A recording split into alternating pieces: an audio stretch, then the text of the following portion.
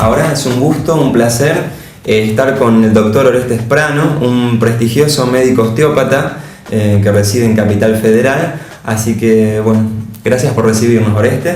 Al contrario, gracias por venir. Bueno, vamos a comenzar hablando un poquito, que nos cuentes un poquito en qué consiste la osteopatía. La osteopatía, la mejor definición que encontré es decir que es una terapia manual, como lo es un masaje, como lo es una kinesiología, pero la diferencia fundamental radica en que la osteopatía elabora un diagnóstico sobre la persona y no trabaja una zona del cuerpo que presenta problemas o síntomas. Quiere decir que la osteopatía tiene determinadas leyes que deben cumplirse en un organismo y el osteópata está entrenado para verificar si esas leyes están cumpliéndose o no. O sea, hay una serie de test que indican que en este organismo ciertas cosas no funcionan. ¿Qué tipo de patologías se pueden sanar a través de la osteopatía? Sanar, la palabra es un poco amplia, pero yo te voy a decir más o menos cómo trabaja. A modo de ejemplo, una persona puede venir con un dolor muy fuerte de cuello, hacerse atender por diversas técnicas manuales, hacer ejercicios y más, y no mejorar de ese problema. Entonces, por ejemplo, el osteópata considera que puede haber una línea de gravedad, tenemos distintas líneas de gravedad en el cuerpo, que no esté desarrollando bien su función de descargar peso o de sostener la estructura. Por ejemplo, un hueso del pie que está en mala posición. Entonces esto, al compensar la verticalidad, podría dar un dolor de cuello, que no adelantaríamos trabajando el cuello, sino que habría que corregir primero el tema del pie. Eso, a modo de ejemplo, es más o menos lo que trata la osteopatía. Desde el punto de vista de la osteopatía, ¿cómo la persona, ¿no es cierto?, cómo puede ir mejorando su salud en un día a día, ¿no es cierto?, como a modo de prevención? Es fundamental movilizar el cuerpo. O sea, no es necesario hacer un deporte o una actividad forzada o cansarse, sino movilizar. Con que yo mueva mis manos, mis muñecas, mis codos, mis hombros, y así voy recorriendo las articulaciones y voy movilizando, ya se evita el estancamiento de sangre, el estancamiento de líquidos, que las articulaciones y sus ligamentos se vuelvan rígidos, ya es beneficioso. Por ejemplo, el ejercicio más completo y más simple es caminar. Ese es un ejercicio recomendado para cualquier persona. Bien, cualquier edad, digamos, o persona puede venir a hacerse tratar con la osteopatía. Desde las primeras horas de nacimiento hasta cualquier edad. Buenísimo. Se puede tratar. En la osteopatía, digamos, para personas con problemas, por ejemplo, oncológicos, ¿sirve, digamos, como una, digamos, alternativa o acompañante, ¿no?, de otras terapias también que la medicina alopática pueda dar? Sí, es buenísima la pregunta, porque yo tengo una gran duda con respecto a esto. Nos enseñan, cuando nosotros estudiamos, que como la osteopatía desarrolla, cuando una persona tiene un tema de desarrollo de células malignas, por ejemplo, esto podría contribuir, o una infección, podría contribuir a expandir.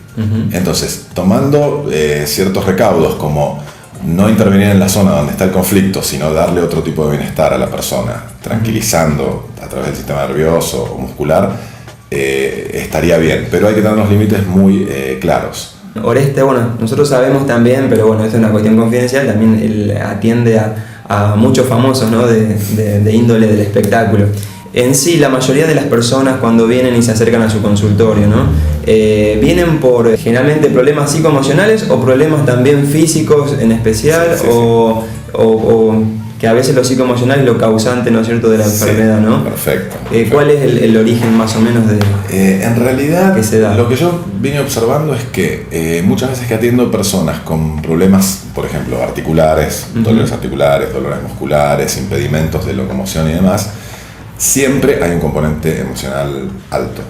Entonces, en la medida que la persona se tranquiliza, que, como yo decía, a través de las leyes de la osteopatía, observo a esta persona, si las leyes se cumplen o están muy fuera de órbita, al acomodar, digamos, el funcionamiento de esa persona, los dolores se reducen notablemente y después uno trabaja sobre la estructura que está lastimada con mucho mejor resultado que trabajando mecánicamente. ¿Se entendió lo que...?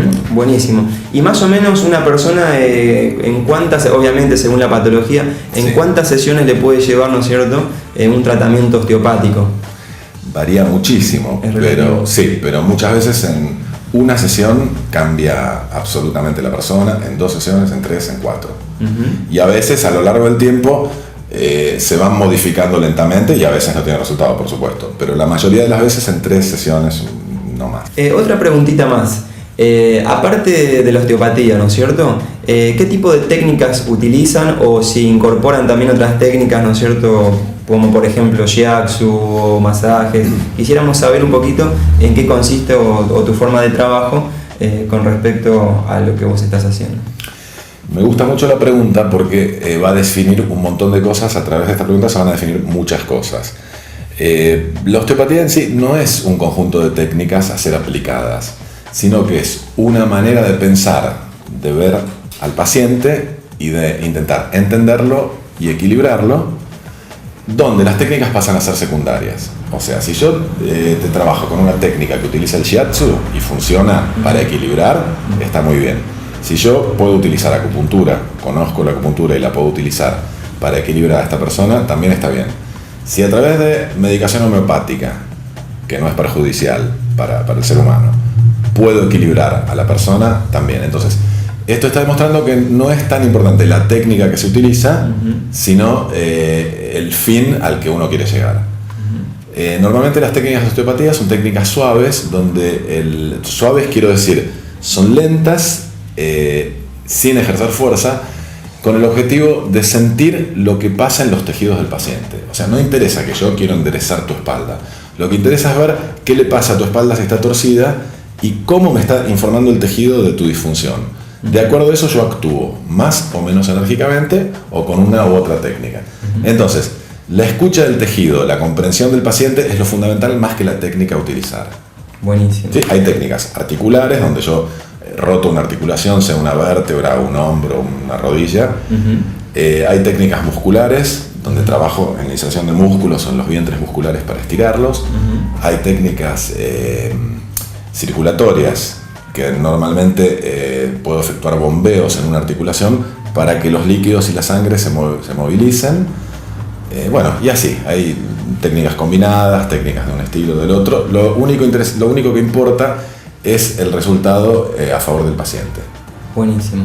Bueno, Oreste, muchas gracias por recibirnos y como siempre te agradecemos por tu cordialidad, tu humildad, así que gracias. Gracias a vos. Hasta la próxima.